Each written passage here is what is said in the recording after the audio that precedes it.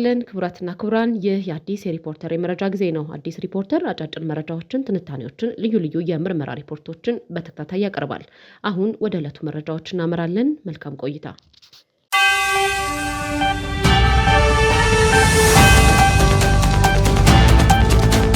ሰላም ጤና ይስጥልን። እንደምን ቆይታችኋል? የተወደዳችሁ አድማጭ ተመልካቾቻችን፣ አዲስ ሪፖርተር ላለፉት ሳምንታት በፕሮፌሰር መረራ ጉዲና ተሽከርካሪው ውስጥ ስለከሸፈው የሽግግር መንግስት አስገራሚ ድርድር ዝርዝር የምርመራ ሪፖርት በተከታታይ ማቅረብ ይጀምራል ባልነው መሰረት የመጀመሪያ ፕሮግራማችንን ያሳለፍነው ቅዳሜ መልቀቃችን ይታወሳል። በቀጣይም ክፍል 2ን ጨምሮ በተከታታይ ስለምንለቅ ከወዲሁ የዩቲዩብ ገጻችንን ይወዳጁ፣ ሰብስክራይብም ያድርጉ። አሁን የዛሬውን አበይት መረጃ የምናደርሳችሁ ይሆናል። በመጀመሪያም ወደ አጫጭር መረጃዎች ከማምራታችን በፊት በዛሬው ዜና ትንታኔያችን የምንመለከተውን ርዕሰ ጉዳይ እንንገረው። የግብፅና የሻዕቢያ የጦርነት ሽርጉድ በትግራይ ተጨማሪ መሳሪያ እየተጋጋዘ ነው። የጦርነቱ ሁለት ቁልፍ ጉዳዮች ታወቁ። የፋኖው ተፈራ ማሞ ኤርትራ ገቡ የሚሉት ናቸው። ወደ ኋላ ሙሉ ትንታኔውን የምናደርሳችሁ ይሆናል። አሁን ወደ አጫጭር መረጃዎች አመራን። የተርኪ ፕሬዝዳንት ረጂብ ጣይብ ኤርዶጋን አዲስ አበባ ገቡ። የተርኪ ፕሬዝዳንት ረጂብ ጣይብ ኤርዶጋን ለይፋው የሥራ ጉብኝት አዲስ አበባ ገብተዋል። ፕሬዝዳንቱ ቦሌ ዓለም አቀፍ አውሮፕላን ማረፊያ ሲደርሱ ጠቅላይ ሚኒስትር ዶክተር አብይ አህመድ አቀባበል በማድረግ የእንኳን ደህና መጣችሁ መልእክት አስተላልፈዋል። ጠቅላይ ሚኒስትሩ በመልእክታቸው ክቡር የተርኪ ሪፐብሊክ ፕሬዝዳንት ረጂብ ጣይብ ኤርዶጋን ወደ ምድረ ቀደምት ሀገር ኢትዮጵያ እንኳን በደህና መጡ ለማለት እወዳለሁ። ይህ ይፋው የሥራ የጉብኝት ልውውጣችን በተርኪና በኢትዮጵያ መካከል ያለውን ጥልቅ የአጋርነት ጥንካሬ የሚያንጸባርቅ ነው ብለዋል። ከአንካራ እስከ አዲስ አበባ በሁለት ጥንታዊ ሀገራት መካከል ያለውን ትብብር ይበልጥ የሚያጠናክሩና ዘላቂ ትስስርን የሚያረጋግጡ ውጤታማ ውይይቶች እንዲኖሩ እንመኛለሁ ብለዋል ጠቅላይ ሚኒስትር ዶክተር አብይ አህመድ በእንኳን ደህና መጣችሁ መልእክታቸው። ክቡር ፕሬዝዳንት ታይብ ኤርዶጋን፣ የቱርኪ ፕሬዝዳንት እና ኢትዮጵያ ወዳጅ፣ በጂ20 ሰሚት በደቡብ አፍሪካ በነበረን ቆይታ ኢትዮጵያን መጥተው እንዲጎበኙ ያቀረብኩላቸውን ግብዣ ተከትለው ዛሬ ኦፊሻል ጉብኝት በኢትዮጵያ ለማድረግ ስለመጡ ያለኝን አክብሮትና ደስታ ልገልጽላቸው እፈልጋለሁ። ክቡር ፕሬዝዳንት እንዲሁም ከእሳቸው ጋር የመጡ የዴሌጌሽን አባላት ወደዚች ጥንታዊት የሰው ልጅ መገኛ የኮፊ አረቢካ መገኛ በአፍሪካ ብቸኛው በቅኝ ግዛት ያልተገዛች ሀገር ከፍተኛ ክብር እና ኩራት ያላት የማደግ ተስፋ ያላት ከሁሉ በላይ ደግሞ የአፍሪካ የፖለቲካል ካፒታል ወደ ሆነችው አዲስ አበባ እንኳን በሰላም መጣችሁ። ቆይታችሁ ያማረ የሰመረ እንደሚሆን ተስፋዬ የላቀ ነው። ዛሬ በነበረን የሁለትዮሽ ግንኙነትና ንግግር በአንዳንድ ወሳኝ ጉዳዮች ላይ ከፕሬዝዳንት ጋር ተግባብተናል። አንደኛው በኢትዮጵያና በቱርክ መካከል የሚደረገው የንግድ ልውውጥ ቢያንስ $1 ቢሊዮን መሙላት እንችልና ከዚያም በላይ ማደግ እንዲችል በሁለቱም መንግስታት ታቅዶ እንዲሰራበት እንዲሁም የቢዝነስ ሴክተሮች ዳይቨርሲፋይ እንዲደረጉና በሁለታችን መካከል ያለው የንግድ ልውውጥ እንዲያድግ ከስምምነት ተደርሷል። በተለይም የቱርክ ሁነኛ ኩባንያዎች ወደ ኢትዮጵያ በመምጣት ኢንቨስት በማድረግ ለሀገር ውስጥ ገበያ ብቻ ሳይሆን ለአፍሪካ ገበያ ኤክስፖርት ማድረግ እንዲችሉ በትብብር እንድንሰራ ተጨማሪ ኢንቨስተሮች እንድናመጣ ተነጋግረናል። ከዚህ በተጨማሪ ኢትዮጵያ በዓለም ላይ ፈጣን እድገት እያመጡ ካሉ ጥቂት ሀገራት መካከል አንዷ ስትሆን በዚህ ዓመት የ10.2% እድገት ትጠብቃለች። የዚህ እድገት ቀጣይነት መረጋገጥ የሚችለው ከ130 ሚሊዮን ሕዝብ በላይ ያላት ሀገር የሲ አክሰስ ተከልክላ በዓለም ላይ ካለው ልምምድና ትሬንድ ውጪ በጠላቶቻችን ደባ ለረጅም ጊዜ የጂኦግራፊ እስረኛ ሆና እንድትቆይ መደረጉ ትክክል አለመሆኑንና እንደ ቱርኪ ያሉ የኢትዮጵያ ወዳጆች በዲፕሎማቲክ መስኩ ጫና በመፍጠር በሰላማዊ መንገድ ኢትዮጵያ የሲ አክሰስ ማግኘት የምትችልበት ሁኔታ እንዲያግዙ በስፋት ተወያይተናል። ሎጂስቲክስ አንዱ ትልቁ ቦትልኔክ ነው ለኛ እድገት። ከዚያ ደግሞ የሲ አክሰስ ቁልፉን ነገር የሚይዝ ሲሆን ፕሬዝዳንት ኤርዶጋን ከዚህ አንጻር የበኩላቸው ሚና እንዲጫወቱ ጠንከር ያለ ውይይት አድርገናል። ለዚህም ምስጋና እናቀርባለን። ከዚህ ውጪ በጸረ ሽብር ትግሉ በጋራ ለመስራት የተስማማን ሲሆን በዚህ ዓመት ቱርኪዬ የኮፕ ዝግጅት ታዘጋጃለች። በሚቀጥለው ዓመት ኢትዮጵያ ከቱርኪዬ ትረከባለች። በዚህ 2 ዓመታት በሚደረገው የኮፕ ዝግጅት ውስጥ የልምድ ልውውጥ እና መደጋገፍ እንዲኖር ተስማምተናል። ኢትዮጵያ የአፍሪካ የፖለቲካል ካፒታል በመሆኗ አፍሪካ ከፍተኛ እድገት እያሳየች ያለችበት ዘመን ስለሆነ በሚቀጥሉት 20-30 ዓመታት አፍሪካ የሚገባትን ቦታ እንደምትይዝ ታምኖ እየተሰራ ስለሆነ ቱርኪዬ ከአውሮፓ አንጻር እና በኤዥያ መካከል ባላት ጉልህ የጂኦግራፊና የኢኮኖሚ ሚና የአፍሪካ እድገት ውስጥ የበኩሏን ሚና እንድትጫወት ብዙ ውይይት አድርገናል፣ ተግባብተናል። በመጨረሻም በኢትዮጵያና በቱርክ መካከል ከጥንት ጀምሮ የነበረው ዝምድና ወዳጅነት አሁንም በመከባበር በመደጋገፍ አብሮ በመስራት ወዳጅነት ለማጠናከር በኔና በፕሬዝዳንት ኤርዶጋን መካከል ከስምምነት ተደርሷል። ከሞላ ጎደል በሁለትዮሽና በመልቲላተራል ጉዳይ የነበረን ውይይት እጅግ ውጤታማና ፍሬያማ ነበር። ፕሬዝዳንት ጣይብ ኤርዶጋን ይህንን ሪጅን በደንብ የሚገነዘቡ በዚህ ሪጅን ውስጥ ኢትዮጵያ አንከር ሀገር መሆኗንና ሚናዋ መወጣት እንዳለባት የሚያምኑ በመሆናቸው ንግግራችን እጅግ የተዋጣ ነበር ማለት ይቻላል። ለነበረን ቆይታ ላሎት ኮሚትመንት ኢትዮጵያ እንዲሁም እኔም ከፍተኛ ምስጋና ላቀርብ ፈልጋለሁ። እንኳን በሰላም መጡ። ቆይታው ያማረ የሰመረ እንዲሆን እመኛለሁ። አመሰግናለሁ።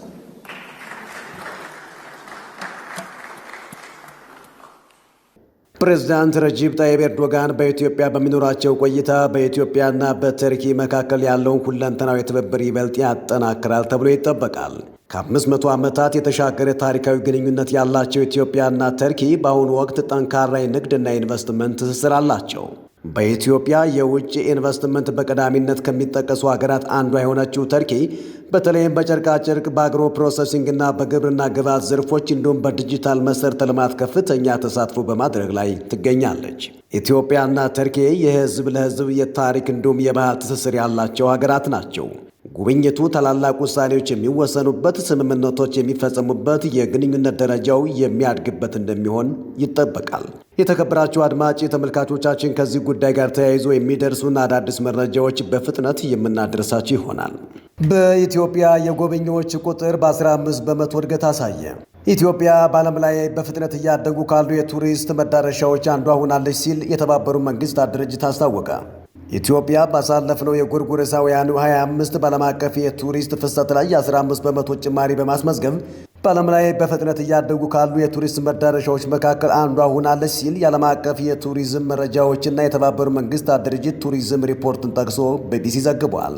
ቢቢሲ በዘገባው የኢትዮጵያ ቱሪዝም ዳግም ማገገም የቻለበትን ምክንያት ሲያብራራም በአሁኑ ወቅት በሀገሪቱ እየታየ ባለው የተሻለ መረጋጋት እንደሆነ ገልጿል። ከ2023 ጀምሮ ወደ ሰሜኑ የሀገሪቱ ክፍሎች የሚደረጉ የአውሮፕላን በረራዎች እንደገና መጀመራቸውና በ2024 የታየው አዲስ የጉዞ ፍላጎት ለዘርፉ ማገገም መሰረት መጣላቸውን ዘገባው አክሏል። እንደ ባሮሜትር ሪፖርት መሰረት የኢትዮጵያ የቱሪዝም እድገት በአጠቃላይ በአፍሪካ አህጉር ዓለም አቀፍ የጎብኚዎች ቁጥር በ8 በመቶ እንዲያድግ ከፍተኛ አስተዋጽኦ አድርጓል። ይህም አፍሪካን በዓለም አቀፍ ደረጃ ፈጣን እድገት እያስመዘገበች ያለች አህጉር አድርጓታል። ሁለተኛው የኢትዮጵያ የቡና ባህል ፌስቲቫል በአዲስ አበባ ይካሄዳል። ዋርካ ኮፊ ኃላፊነቱ የተወሰነ የግል ማህበር ከአዲስ አበባ ባህል ኪነ ጥበብና ቱሪዝም ቢሮ ጋር በመተባበር የኢትዮጵያ ቡና ባህል ፌስቲቫል የካቲት 14 ቀን 2018 ዓ.ም በአድዋ ድል መታሰቢያ ሙዚየም ያካሂዳል። የኢትዮጵያ ቡና ስነ ስርዓት ባህል ለመጠበቅ ለማበረታታትና ለቀጣይ ትውልዶች ለማስተላለፍ የተዘጋጀ ነው የተባለው ፌስቲቫል ጥልቅ የሆነ ማህበረሰባዊና ኢኮኖሚያዊ ፋይዳ እንደሚኖረው ተነግሯል። ኢትዮጵያ በመስኖ ስንዴ ልማት ያስመዘገበችው ስኬት ለአፍሪካውያን አርአያ የሚሆን ተግባር ነው ተባለ። ኢትዮጵያ ለአየር ንብረት ለውጥ የማይበገር የግብርና ስርዓት በመገንባትና በመስኖ ስንዴ ልማት እያስመዘገበችው ያለችው ስኬት ለአፍሪካውያን አርአያ የሚሆን ተግባር መሆኑን ናሚቢያዊቷ የግብርና ትራንስፎርሜሽን ኤክስፐርት ሳይማ ሻኒካ ገለጹ። ኢትዮጵያ ባለፉት ጥቂት ዓመታት በመስኖ ስንዴ ልማት ባከናወነችው ስራ የሀገር ውስጥ ፍላጎትን ከመሸፈን ባለፈ ምርቷን ለውጭ ገበያ ማቅረብ መጀመሯ ይታወቃል። የዓለም ምግብ ፕሮግራምን ጨምሮ በገጠር ትራንስፎርሜሽንና የግብርና ትራንስፎርሜሽን ላይ በዓለም አቀፍ ድርጅቶች ያገለገሉት ናሚቢያዊቷ ሳይማ ሻኒካ እንደገለጹት ኢትዮጵያ ግብርናን በማዘመንና በመስኖ ስንዴ ልማት ላይ ያስመዘገበችው ውጤት አህጉራዊ ፋይዳው የጎላ ነው። እንደ ሳይማ ሻኒካ ገለጻ ስንዴ በአፍሪካ አብዛኛው ሕዝብ የሚመገበው ስትራቴጂካዊ ሰብል ቢሆንም አህጉሪቱ ለረጅም ጊዜ ከውጭ በሚገባ ምርት ላይ ጥገኛ ሆና መቆየቷን ገልጸዋል። ኢትዮጵያ ባለፉት ጥቂት ዓመታት በግብርና ልማት ላይ የወሰደችው ቆራጥ እርምጃ ከውጭ በሚገባ የስንዴ ምርት ላይ ያለውን ጥገኝነት መስበር እንደሚቻል በተግባር አሳይታለች ብለዋል። የኢትዮጵያና የተርኪ የግማሽ ሚሊኒየም ታሪካዊ ወዳጅነት ይበልጥ ተጠናክሯል ተባለ። በኢትዮጵያና በቱርክ መካከል ያለው ዲፕሎማሲያዊ፣ ኢኮኖሚያዊና ባህላዊ ግንኙነት የግማሽ ሚሊኒየም ዕድሜ ያስቆጠረና በአሁኑ ወቅትም በጽኑ መሰረት ላይ እንደሚገኝ ተመልክቷል። የሁለቱ ሀገራት ታሪካዊ ግንኙነት በ16ኛው መቶ ክፍለ ዘመን በኦቶማን ኤምፓየር ዘመን የጀመረ ሲሆን እንደ አውሮፓውያኑ አቆጣጠር በ1912 በሐረር ከተማ የመጀመሪያውን የቆንጽላ ጽሕፈት ቤት መክፈቱ ለዲፕሎማሲያዊ ግንኙነት መጠናከር ትልቅ ምዕራፍ ሆኖ መመዝገቡ ይታወሳል። ይህ ከቀይ ባህር ዳርቻ እስከ አባይ ተፋሰስ የዘለቀው ወዳጅነት በንግድና በዲፕሎማሲ ብቻ ሳይወሰን በባህልና በሃይማኖት ትስስር ጭምር የጎለበተ መሆኑ ይነገራል። በአሁኑ ወቅት ቱርኪ በኢትዮጵያ ውስጥ ቀዳሚ ከሆኑ የውጭ ኢንቨስተሮች አንዷ ለመሆን የበቃች ሲሆን በተለይም በጨርቃጨርቅ በግንባታና በቴክኖሎጂ ዘርፎች የተሰማሩ የቱርኪ ኩባንያዎች ለሺዎች የሚቆጠሩ ኢትዮጵያውያን የሥራ ዕድል መፍጠር ችለዋል። ከኢኮኖሚያዊ ትብብር ባሻገር የተርኪ አየር መንገድና የተርኪ የትብብር ቅንጅት የሁለቱን ሀገራት የሕዝብ ለሕዝብ ግንኙነት በማቀራረብ ረገድ እንደ ድልድይ እያገለገለ ይገኛል። ይህ ለዘመናት የዘለቀውና በፈተናዎች ውስጥ ያለፈው ወዳጅነት ዛሬ ላይ ለቀጠናዊ ሰላምና ብልጽግና ዋስትና እየሆነ መምጣቱ ተገልጿል።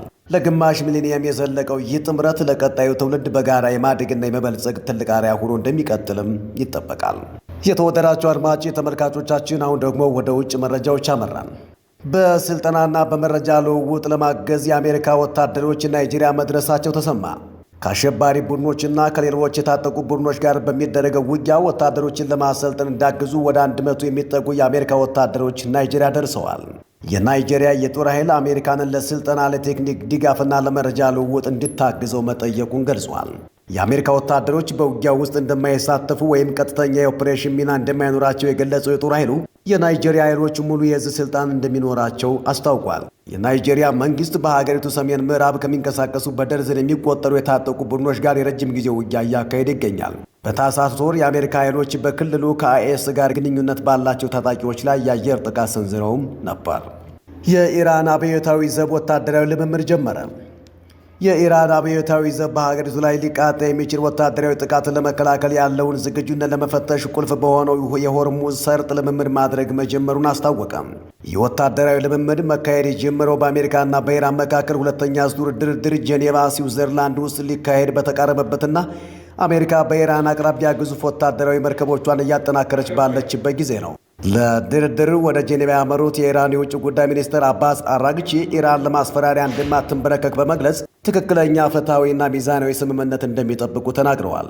የእስራኤሉ ጠቅላይ ሚኒስትር ቤንያሚን ነታንያሁ ኢራን እስካሁን ያዳበረቻቸው ለኒውክሌር ጦር መሳሪያ ሊውሉ የሚችሉ የዩራኒየም ውጤቶችንና የማብላያ ማዕከሎቿን በሙሉ ማስወገድ እንዳለባት አስጠንቅቀዋል። ታሪክ ራህማን የባንግላዴሽ ጠቅላይ ሚኒስትር በመሆን ቃለ መሐላ ፈጸሙ። የባንግላዴሽ ናሽናሊስት ፓርቲ ሊቀመንበር የሆኑት ታሪክ ራህማን የሀገሪቱ ጠቅላይ ሚኒስትር በመሆን በዛሬው ዕለት በይፋ ተሹመዋል። ፕሬዚዳንት መሐመድ ሻሃቡድን በዋና ከተማዋ ዳካ በሚገኘው የባንግላዴሽ ብሔራዊ ፓርላማ ጃቲያ ሳንግሳድ ደቡባዊ አደባባይ በተካሄደው ስነ ስርዓት ላይ ለታሪክ ራህማን የጠቅላይ ሚኒስትርነት ቃለ መሐላ አስፈጽመዋል። በዚህ ልዩ መርሃ ግብር ላይ ጠቅላይ ሚኒስትሩ የመሰረቷቸው የካቢኔ አባላት የሆኑ 49 ሚኒስትሮችም የሥራ ቃለ መሐላ ፈጽመዋል። የዛሬው ቃለ መሐላ ስነ ስርዓት ከቆየው የሀገሪቱ ልማድ ወጣ ባለመልኩ በፕሬዝዳንት ቤተ መንግስት ፈንታ በፓርላማው አደባባይ የተከወነ ሲሆን የጎረቤት ሀገራት ዲፕሎማቶችና የዓለም አቀፍ ተወካዮችን በታዳሚነት ተገኝተዋል።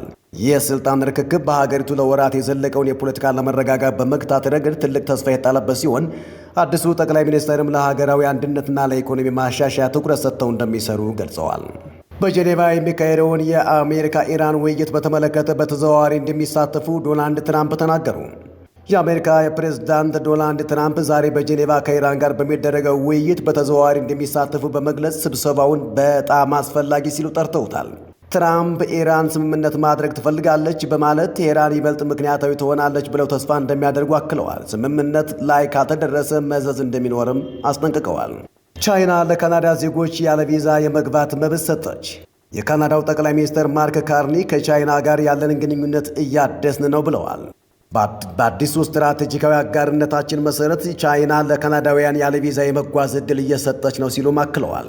የቻይና የውጭ ጉዳይ ሚኒስትር እንደገለጸው መደበኛ የፓስፖርት ባለቤት የሆኑ የካናዳ ዜጎች ከዛሬ ጀምሮ ያለ ቪዛ ወደ ሀገር ውስጥ መግባት ይችላሉ። ፖሊሲው ለንግድ፣ ለቱሪዝም፣ ለቤተሰብ ጥሪና ለትራንዚት እስከ 30 ቀናት ቆይታን ይፈቅዳል። ቤጂንግ ለካናዳውያን የ30 ቀናት የቪዛ ነፃ ቆይታ መፍቀዷ ከዓመታት ውጥረት በኋላ ግንኙነት መሻሻሉን የሚያሳይ ምልክት ተደርጎ ተወስዷል። የካናዳው ጠቅላይ ሚኒስትር ማርክ ካርኒ ከቻይና ጋር ያለንን ግንኙነት እያደስን ነው፣ በአዲሱ ስትራቴጂካዊ አጋርነታችን መሰረት ቻይና ለካናዳውያን ከቪዛ ነፃ ጉዞ እየፈቀደች ነው ሲሉ በኤክስ ገጻቸው ላይ የጻፉ ሲሆን ፖሊሲው ግንኙነቱ መሻሻሉን የሚያሳይ ግልጽ ምልክት እንደሆነም ገልጸዋል። የቻይና የውጭ ጉዳይ ሚኒስተር እንደገለጸው መደበኛ የፓስፖርት ባለቤት የሆኑ የካናዳና የእንግሊዝ ዜጎች ከዛሬ ጀምሮ ያለ ቪዛ ወደ ሀገር ውስጥ መግባት ይችላሉ።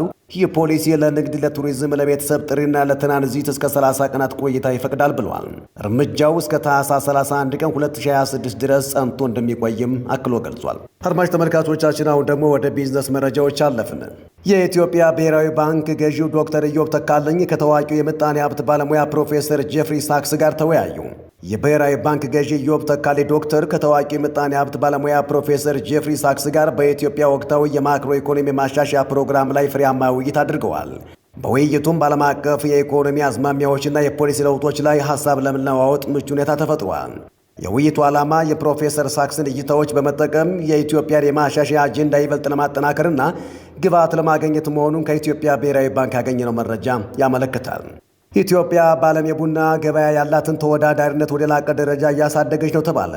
ኢትዮጵያ በቡና ዘርፍ እያስመዘገበችው ያለው የምርትና ኤክስፖርት እድገት ሀገሪቱን በዓለም ገበያ ውስጥ ያላትን ተጽዕኖ ተወዳዳሪነት ወደ ላቀ ደረጃ እያሸጋገረ መሆኑን ዓለም አቀፍ ተቋማትና ገዢዎች ገለጹ። የዓለም አቀፍ የቡና ድርጅት ዋና ዳይሬክተር ቫኑሲያ ኖጌራ እንደገለጹት ኢትዮጵያ እጅግ ድንቅና ጣፋጭ የሆኑ የቡና ዝርያዎች መገኛ ናት። ኢትዮጵያ አሁን ላይ ዘርፉን በሙያዊ ብቃት ለመምራት የምታደርገው ጥረት ከፍተኛ ውጤት እያመጣ መሆኑን ገልጸዋል። በገጠር የሚከወነውን የምርት ሂደት ከዲጂታል የግብይት ስርዓቱ ጋር ማቀናጀቱ ለስኬቱ ቁልፍ ምክንያት መሆኑን ዳይሬክተሯ ተናግረዋል። ስፖርት። በቻምፒየንስ ሊጉ ቤኔፊካ ከሪያል ማድሪድ የሚያደርጉት ፍልሚያ ተጠባቂ ሆኗል። በአውሮፓ ቻምፒየንስ ሊግ ጥሎ ማለፍ 16ቱ ለመቀላቀል የሚደረጉ የደርሶ መልስ ጨዋታዎች ዛሬ ይጀምራሉ። በተለይ በፖርቹጋል ሊዝበን የሚደረገው የቤኔፊካና ሪያል ማድሪድ ፍልሚያ የብዙዎችን ትኩረት ስቧል። በአወዛጋቢው ሰው ጆዜ ሞሪኖ የሚመራው ፖርቹጋሉ ቤኔፊካ ከውድድሩ ውጭ ከመሆን የተረፈው የዛሬውን ተጋጣሚ ሪያል ማድሪድን 4-2 በማሸነፍ እንደነበር ይታወሳል። በተቃራኒው ቻምፒየንስ ሊግን ለ15 ጊዜ በማሳካት የውድድሩ ክብረ ወሰን ባለቤቱ የሆነው ሪያል ማድሪድ በዘንድሮው ውድድር ምርጥ 8 ቡድኖችን ቀጥታ መቀላቀል ያልቻለው በቤኔፊካ በደረሰበት ሽንፈት ነው። ምሽት 5 ሰዓት ላይ የሚደረገው የጥሎ ማለፍ የመጀመሪያ ጨዋታ ለማድሪድ የበቀል፣ ለቤኔፊካ ደግሞ ሌላ አዲስ ታሪክ የመስራት ዕድል በመሆን እንዲጠበቅ አድርጎታል። የቀድሞ የማድሪድና የቼልሲ አሰልጣኝ ጆዜ ሞሪኖ ከጨዋታው በፊት በሰጡት ሀሳብ ማድሪድ የቆሰለ አንበሳ በመሆኑ እጅግ አደገኛ ሆኖ ወደ ሜዳ ይገባል ብለዋል። በማድሪድ በኩል በጨዋታው ኤደር ሚሊታዎና ጁድ ቤሊንጋም በጉዳት ምክንያት የማይሰለፉ ሲሆን ሮድሪጎና ራውል አሴንሲዮ ደግሞ በቅጣት ከጨዋታው ውጭ ሆነዋል። በቤኔፊካ በኩል አሌክዛንደር ባህ በጉዳት ምክንያት ጨዋታው የሚያልፈው ተጫዋች ነው። በተመሳሳይ መርሃ ግብር በሁለቱ የፈረንሳይ ክለቦች መካከል የሚደረገው የሞናኮና የፒኤስጂ ጨዋታ ሌላኛው የሚጠበቅ ጨዋታ ነው። የባለፈው ዓመት የአውሮፓ ቻምፒየንስ ሊግ ባለክብር ፒኤስጂ 16ቱን ለመቀላቀል ከሞናኮ የሚያደርገው ጨዋታ ሌላኛው የምሽቱ ተጠባቂ መርሃ ግብር ሆኗል።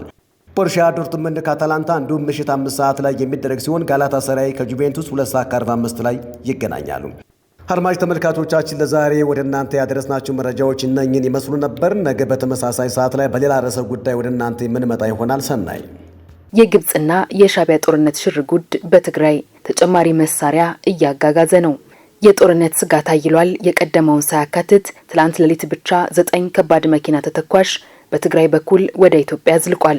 ሻቢያ ታንክ ይዞ ወደ ድንበር ጥሶ መግባቱን በቅርብ ጉዳዩን የሚከታተሉ እያስታወቁን ነው። ትነግ ይህንኑ ተማምኖ በአጭር ጊዜ አዲስ አበባ እንደሚገባ መናገሩም ተሰምቷል። በርካታ የኤርትራ ሰራዊት ወደ ትግራይ የተለያዩ አካባቢዎች መስረጋቸውን የተለያዩ ሪፖርቶች እያስታወቁ ነው። በትግራይ የተቋቋመው ሴንትራል ኮማንድ ፖስት የተለያዩ መመሪያዎችን እያወጀ ይገኛል። በትግራይ የጦርነት ዝግጅት ተጧጡፏል። ድርቆሽ፣ በርበሬ፣ ቆሎ፣ በሶ በኮታ እንዲያዘጋጁ የታዘዙ በየደጃፋቸው ደፋ ቀና እያሉ ነው። በአጭር ቀን መንግስት እንደሚገለበጥ ተስፋ ያደረጉ ደፋ ቀና ቢሉም ጦርነት ያንገፈገፋቸው ግን ሰግተዋል። የሀገር መከላከያ ኃይሉን እያሰባሰበ መሆኑን የሚያሳዩ የቪዲዮ መረጃዎችና ተባራሪ ወሬዎች ከመሰማታቸው በቀር ከመንግስት ወገን በይፋ የተሰማ መረጃ የለም።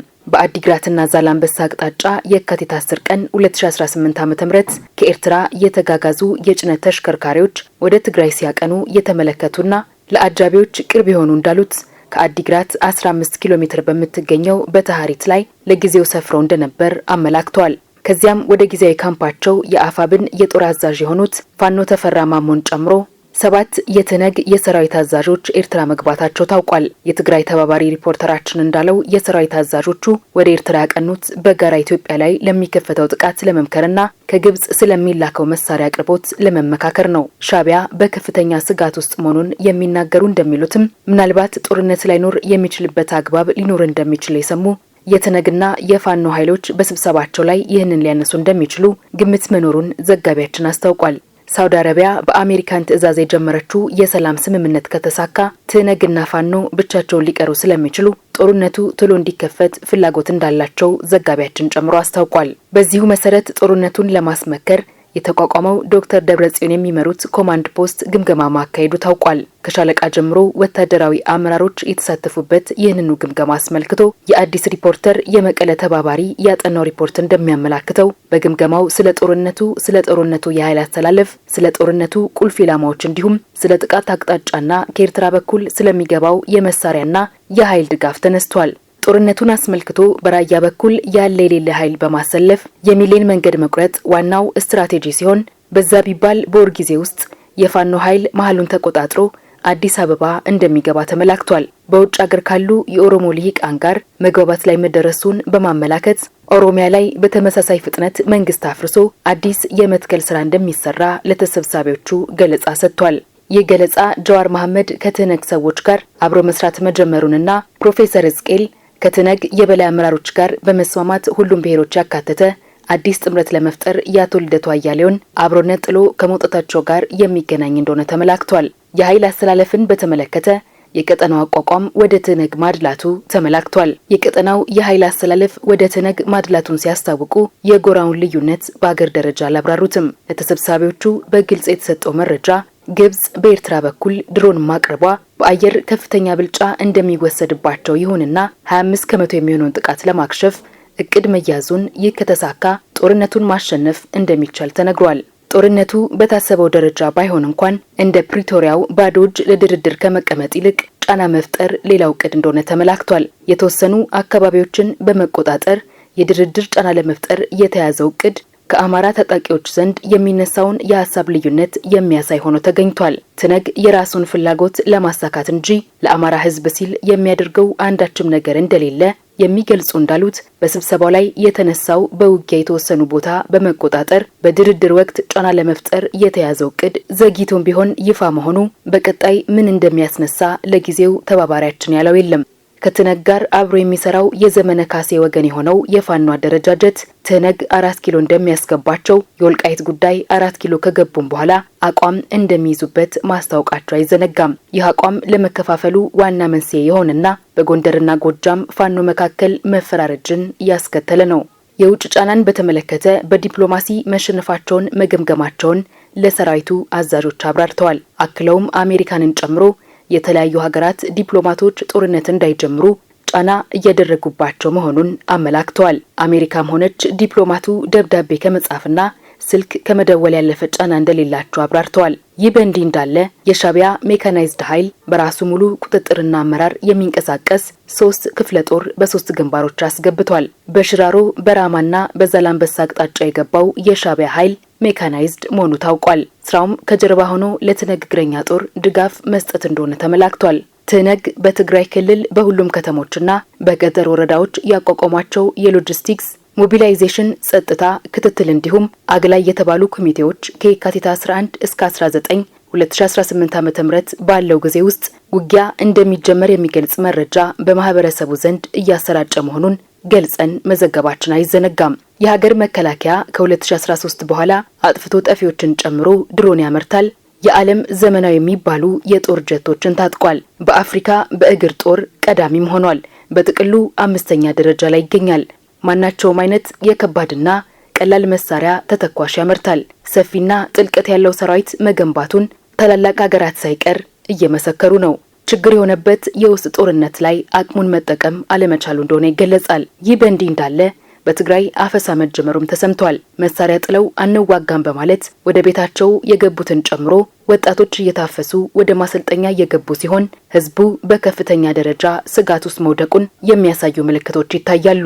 አንዳንድ አካባቢ ደግሞ የትግራይን ክልላዊ አርማ በመልበስና በመያዝ ጊዜው የአንድነት ነው የሚል ጭፈራም ይስተዋላል። የትነግ ሊቀመንበር በተደጋጋሚ ለአፍሪካ ህብረትና ለሊቀመንበሩ እንዲሁም ለተለያዩ ዲፕሎማቶች የድርድር ጥያቄ በማንሳት የፌዴራል መንግስት ጦሩን ወደ ትግራይ ያስጠጋ መሆኑን ጠቅሰው የተለያዩ ማህበራዊና ኢኮኖሚ ጫና እያሳደረባቸው እንደሆነ በዝርዝር በማስረዳት አቤቱታ ቢያቀርቡም ከመንግስት ወገን እየተሰጠ ምላሽ የለም። መንግስት የአፍሪካ ህብረት ስብሰባ ዝግጅትና እንግዳ መስተንግዶ ላይ መሆኑ የአፍሪካ ጣሊያን ስብሰባ ላይ መጠመዱን ከመግለጽ ውጪ ስለ ሀገር ውስጥ ታጣቂ ቡድኖች ያለው ነገር የለም። ጠቅላይ ሚኒስትር አብይና የሀገር መከላከያ ከፍተኛ መኮንኖች ጦርነት ከተጀመረ የሚወሰደው እርምጃ ጠንካራ መሆኑን ይህ ሲሆን ለቅሶ እንደማይመልሰው በተደጋጋሚ ማስታወቃቸው አይዘነጋም። አቶ ጌታቸው ረዳ የቻይናን ህዝብም ብታሰልፉ አይሆንም በማለት የሚያውቁትን ጠቅሰው ዶክተር አብርሃም ላይ በተመሳሳይ ይቅርባችሁ በማለት ምክር መለገሳቸው የሚታወስ ነው። በኢትዮጵያ ደረጃም ሆነ